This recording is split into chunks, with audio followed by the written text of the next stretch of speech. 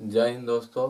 पिछले वीडियो में आपको बताएं कि विधान परिषद का चुनाव कैसे होता है, इसमें कौन कौन से भाग लेते हैं, कितने सदस्य के कौन चयन करते हैं, इनका सारा डिटेल्स आपको हम बिहार राज्य और यूपी राज्य को जैसे में लेकर आपको समझा दिए हैं।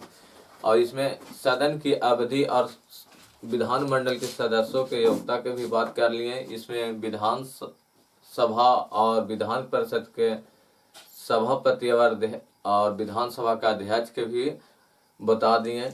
अब हम बात करते हैं कि सारा अनुच्छेद इम्पोर्टेंट नहीं है, जैसे हर चीज अनुच्छेद से नहीं पूछता है, कुछ इस प्रकार पूछता है कि जो आप हम बोल रहे हैं कि अध्यक्ष किसको त्याग पत्र देता है, यह भी अनुच्छेद में लिखा हुआ है कि वह किसको देते हैं, लेकिन सारा जब हम आपको समझा देंगे तो अनुच्छेद की तरह वह नहीं पूछते हैं। हर चीज पूछेंगे कि लोकसभा के अध्यक्ष अपना त्याग पत्र किसको देते हैं, तो वह लोकसभा के अध्यक्ष अपने उप अध्यक्ष को देते हैं, और राज्यसभा का सभापति किसका अपना त्याग पत्र देते हैं, तो उप सभापति को देते हैं। इस प्रकार वह प्रश्न पूछे जाते हैं। इसमें हर अनुच्छेद को भाग 6 में उतना जो मुख्य जो है वो उसकी चर्चा हम यह वीडियो में करते हैं। अब हम बात करते हैं अनुच्छेद 202। जैसे अनुच्छेद आपको 112 में बताएं कि वहाँ केंद्र की बजट की चर्चा होता था। 112 अनुच्छेद में जो केंद्र में जो संसद में जो बजट निकलता था वह भाग 5 की बात किए थे, और इसमें भाग 6 में 202 अनुच्छेद में यह बजट की बात करता है कि हर राज्य का बजट हो, जब केंद्र में बजट होता है विकास करने के लिए साल में, इस प्रकार राज्य में भी बजट होता है। इस प्रकार 112 में केंद्र की बजट होता था, लेकिन राज्य सरकार के 202 में होता है। बजट में वित्तीय वार्षिक विवरण की बात किया जाता है। वार्षिक वित्तीय विवरण, और संविधान में बजट शब्द की चर्चा नहीं है, वार्षिक वित्तीय विवरण की चर्चा है। जिस प्रकार अनुच्छेद 112 में आपको बताएं कि बजट की चर्चा था, और 113 में प्राक्कलन का है, तो इसको 203 में प्राक्कलन की चर्चा है, और 204 में विनियोग है, और 205 में अतिरिक्त अनुदान है,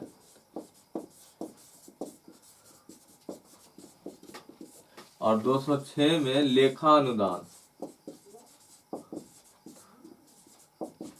इस प्रकार हम बात करते हैं केंद्र में, तो 113 में आता है प्राक्कलन, 113 में प्राक्कलन आता है, 114 में विनियोग आता है, 115 में अतिरिक्त अनुदान आता है, 116 में लेखा अनुदान आता है।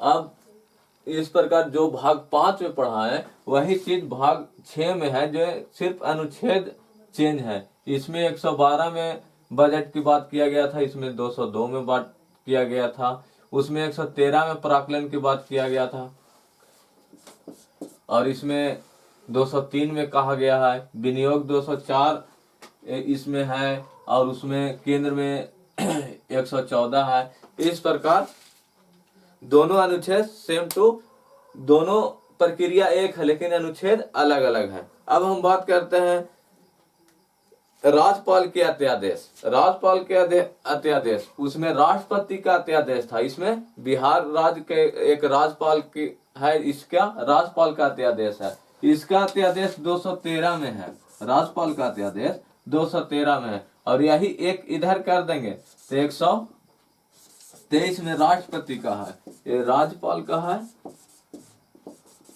और ये राष्ट्रपति का है। सिर्फ एक का डिफरेंट, एक इधर कर देंगे, याद करने के लिए हम ट्रिक बोल रहे हैं कि एक इधर कर देंगे तो राष्ट्रपति और एक बीच में करें तो राज्यपाल। इसलिए दोनों अनुच्छेद, कुछ कुछ अनुच्छेद है जो आप कॉमन साइंस लगाकर दोनों को अध्यादेश को याद कर सकते हैं। ये भी अध्यादेश का जब सत्र चालू नहीं होता है राज्य में, जैसे आपको सत्र में बताए थे बजट सत्र, मानसूनी सत्र और शीतकालीन सत्र, जब राज्य में यह तीनों सत्र कोई भी नहीं चालू रहता है, उस समय अपने मन से राज्यपाल कोई नियम कानून लाते हैं। इसका वैलिडिटी 6 माह होता है, क्योंकि तीनों सत्र का 6 महीना का ही गैपिंग रखा गया है। 6 महीना के अंदर ही आपको वह सत्र चालू करना पड़ेगा, चाहे बजट सत्र हो, चाहे मानसूनी सत्र हो, चाहे शीतकालीन सत्र हो। 6 महीने के अंतराल में ही आपको सत्र चालू करना है। यदि सत्र चालू होने के बाद राज्यपाल द्वारा जो बनाया गया कानून अपने विधानमंडल में इसे पारित कर देते हैं तो यह कानून बन जाता है। यदि वह नहीं पारित हो पाता है तो यह 42 दिन या 6 हफ्ता में ऑटोमेटिक समाप्त हो जाता है। और राज्यपाल जितना चाहे उतना अध्यादेश ला सकते हैं, और राष्ट्रपति का भी यही नियम था कि जितना चाहे वह उतना अध्यादेश ला सकते हैं। अब हम बात करते हैं इसके बाद हाई कोर्ट का, यानी हाई कोर्ट की बात करें तो उच्च न्यायालय।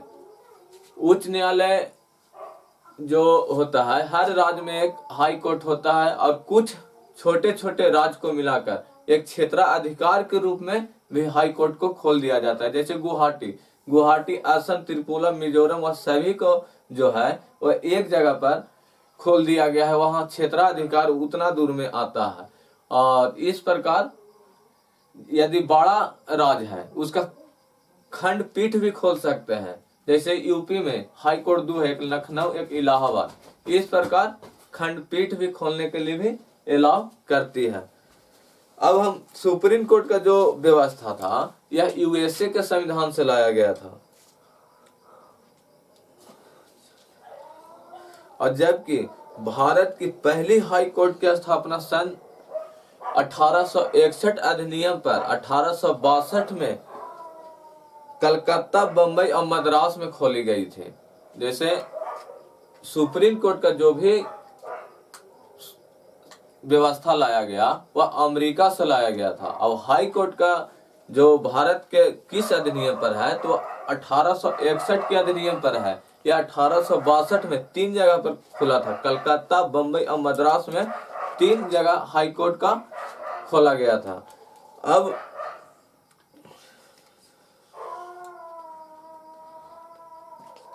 भारत में जो हाई कोर्ट अभी वर्तमान में चल रहा है यह अधिनियम सन 1935 पर यह आधारित है। जो भारत में जो भी हाई कोर्ट जो स्थापना हुआ है यह अधिनियम सन 1935 पर आधारित है वर्तमान में। अब इसके बाद जो हाई कोर्ट का जो अनुच्छेद है यह 214 में बात किया गया है, 214 में बात किया गया है ये हाई कोर्ट का।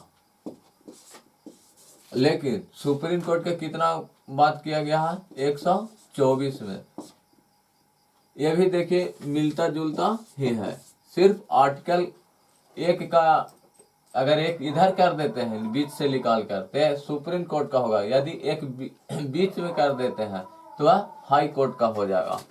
इस प्रकार अनुच्छेद ट्रिक के से भी याद कर लीजिएगा कि कौन सा आर्टिकल में हाई कोर्ट की चर्चा है तो 214 में, और कौन सा आर्टिकल में सुप्रीम कोर्ट की चर्चा है तो 124 आर्टिकल में। इस तरह से जो हम आपको बताएं कि जो भारत का जो भी हाई कोर्ट है वह किस अधिनियम पर है तो सन 1935 पर वर्तमान में जो चल रहा है उसी पर लागू है। यह अभी तक भारत में 25 हाई कोर्ट है। तो जजों में सबसे ज्यादा संख्या इलाहाबाद की है।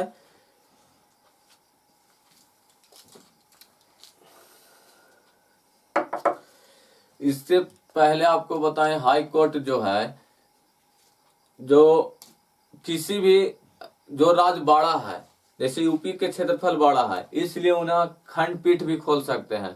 जैसे लखनऊ भी में है और इलाहाबाद में भी है। यदि छोटा छोटा राज्य है और हाई कोर्ट एक ही जगह पर बना दिया जाए, जैसे गुवाहाटी में हाई कोर्ट है, इसमें क्या होता है कि असम, त्रिपुरा, मिजोरम जो भी पूर्वोत्तर के राज्य हैं वह एक ही जगह पर आ जाते हैं। यह क्षेत्राधिकार का जो व्यवस्था लाया गया था यह कनाडा से लाया गया था, और राज्यपाल का भी पद जो यह कनाडा से ही लाया गया था। और क्षेत्राधिकार जो सुप्रीम हाई कोर्ट की बात करते हैं, यह भी व्यवस्था जो कनाडा से ही लाया गया था।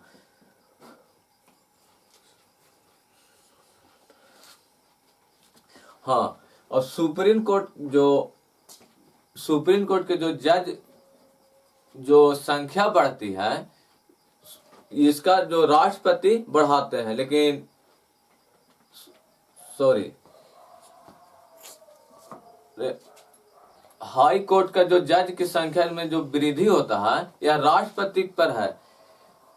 अगर हाई कोर्ट में जज की संख्या कम है उसको बढ़ाना है तो वह राष्ट्रपति के पर आधारित है, लेकिन सुप्रीम कोर्ट में जज की संख्या यदि बढ़ाना है तो वह संसद पर आधारित है।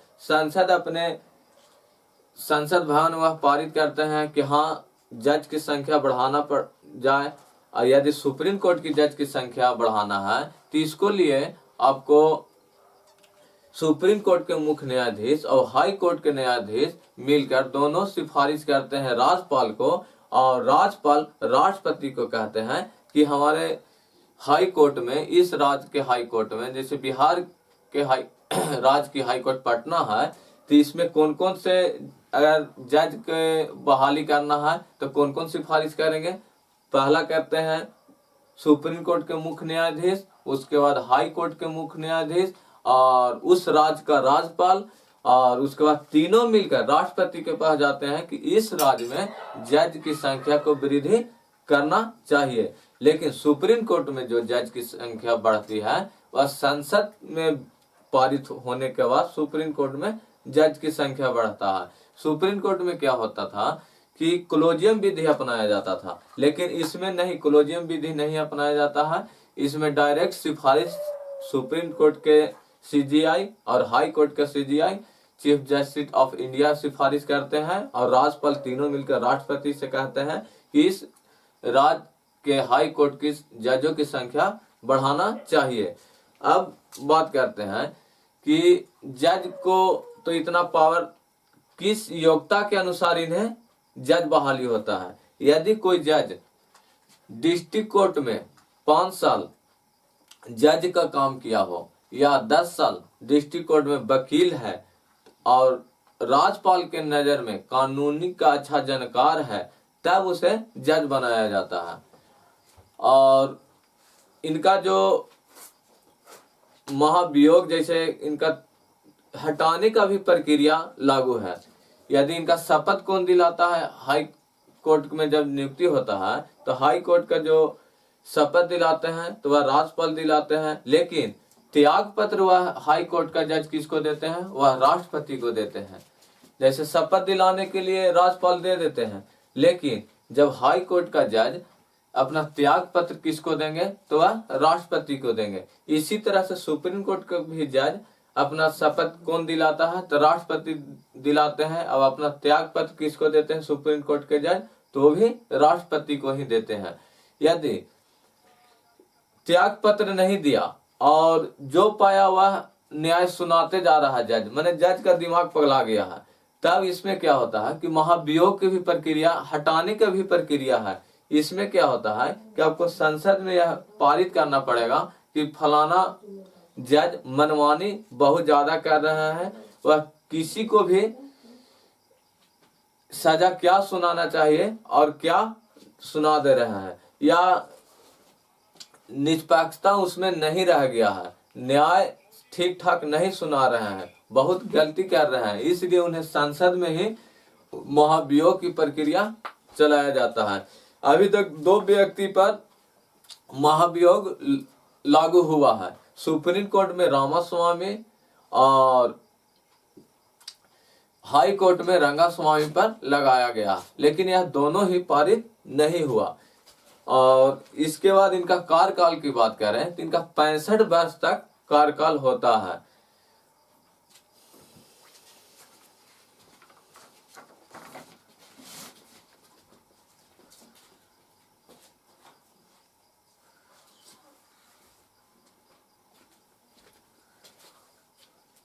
और इन हाई कोर्ट के जो जज के जो वेतन दिया जाता है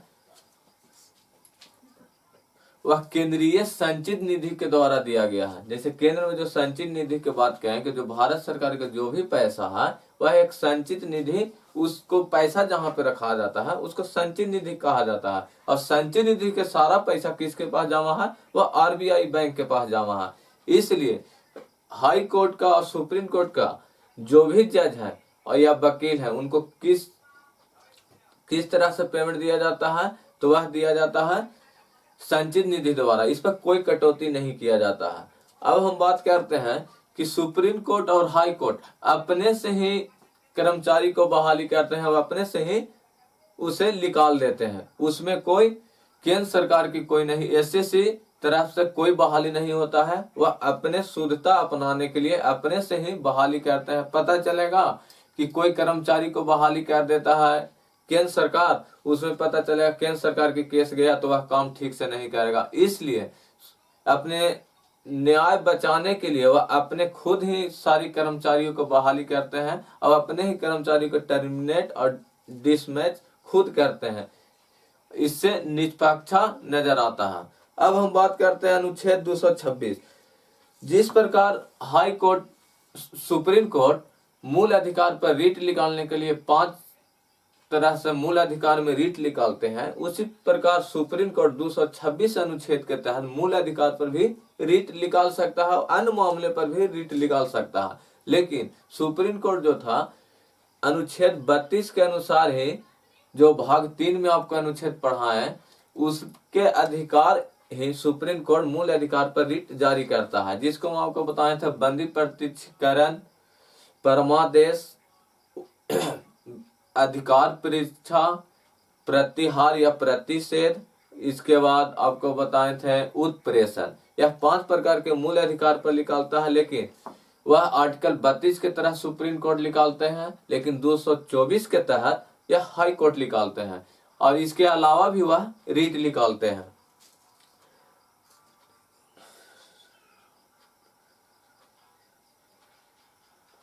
और इसमें हाई कोर्ट का एक अधिकार और भी दिया गया है कि इसमें अपीलीय अधिकारिता भी आता है। इसमें कोई न ऐसा मामला है जो डायरेक्ट हाई कोर्ट में जा सकता है। जैसे सांसद और विधायक का जो एमपी और एमएलए का जो भी विवाद होगा वह डायरेक्ट हाई कोर्ट में जाएगा। तलाक विवाह से संबंधित जो भी रहेगा वह डायरेक्ट हाई कोर्ट में जाएगा। और कंपनी से विवाद जो भी रहेगा वह डायरेक्ट हाई कोर्ट में जाएगा।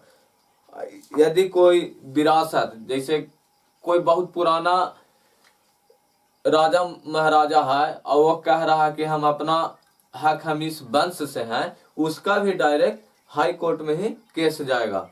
और मूल अधिकार के मामला पर भी कर्मचारी से संबंधित कोई दुर्व्यवहार भी हो रहा है, कर्मचारी से दुर्व्यवहार हो रहा है, उसका भी मामला डायरेक्ट हाई कोर्ट में ही जाती है। और जनहित याचिका जैसे PIL, इसका भी डायरेक्ट मामला हाई कोर्ट या सुप्रीम कोर्ट दोनों में जाता है। इसमें आपको क्या होता है? MP और MLA का मामला, कंपनी के विवाद मामला, तलाक विवाह की मामला और कर्मचारियों के दुर्व्यवहार का भी मामला यह डायरेक्ट जाता है हाई कोर्ट में। मूल अधिकार पर भी डायरेक्ट हाई कोर्ट में भी आप जा सकते हैं। और विरासत के बारे में भी बताएं कि यह डायरेक्ट जो केस है वह हाई कोर्ट में जाता है। और इसके लिए कुछ जो केस है कि आपको लोअर कोर्ट में लड़ना पड़ता है। जैसे डिस्ट्रिक्ट कोर्ट में आप लड़ेंगे तभी आपको हाई कोर्ट में जाना पड़ेगा। उसके लिए आप जो व्यक्ति, जो हम आपको सुप्रीम कोर्ट पढ़ा रहे थे, वही चीज इसमें भी हम बोलेंगे। जो जब कोई व्यक्ति अपना डिस्ट्रिक्ट कोर्ट में केस हार जाती है तो उसे आगे बढ़ाने के लिए हारा हुआ व्यक्ति हाई कोर्ट जाता है, वहां एडमिट सूट कराते हैं। एडमिट सूट जो होता है 1-2 दिन का होता है। इसमें देखा जाता है कि हाई कोर्ट लाइक है केस या कि नहीं। यदि रहता है तो उसे फाइल रख लिया जाता है, यदि नहीं रहता है तो डिसमिस कर दिया जाता है। और जब वह न्यायालय में जाते हैं और न्यायाधीश से कहते हैं कि सर निचली अदालत ठीक से हमारा न्याय नहीं किया, इसलिए हम यहाँ पे केस किए हैं, और एक पक्ष को जो सुनकर वह सारी निर्णय लेते हैं। इसे एक्स पार्टी डिसीजन कहा जाता है। एक्स पार्टी डिसीजन का मतलब होता है कि एक ही व्यक्ति की आप बात सुनकर उसमें आप डिसीजन ले लिए कि यह व्यक्ति बेगुनाह है, इसलिए एक्स पार्टी डिसीजन जो होता है वह गलत भी हो सकता है। और जीते हुए पार्टी के लिए एक कैवेट के रूप में कुछ मनी जमा कराना पड़ता है हाई कोर्ट के पास। जैसे आप जीते, कोई केस जीते, उसके बाद आपको लगता है कि हारा हुआ व्यक्ति जाके सुप्रीम हाई कोर्ट में न केस कर दे, इसलिए डिस्ट्रिक्ट कोर्ट में आप जब डिग्री पा लेते हैं तो हाई कोर्ट में जाकर एक कैवेट के रूप में कुछ मनी पैसा जमा करना पड़ता है। यदि फलाना व्यक्ति जो केस हारे हैं यदि यहाँ पे आते हैं केस करने के लिए तो हमें सूचित कर दिया जाएगा। तो वह व्यक्ति 30 दिन का अंदर ही, जो भी केस हारे हैं उसे 30 दिन के अंदर ही हाई कोर्ट में केस ले जाना पड़ता है, अन्यथा फिर वह केस नहीं लिया जाता है। इसलिए जब आपको डिग्री मिल जाता है डिस्ट्रिक्ट कोर्ट से तब 30 दिन के अंदर ही जाकर हाई कोर्ट में अपना अपील कर सकते हैं, अन्यथा नहीं होगी।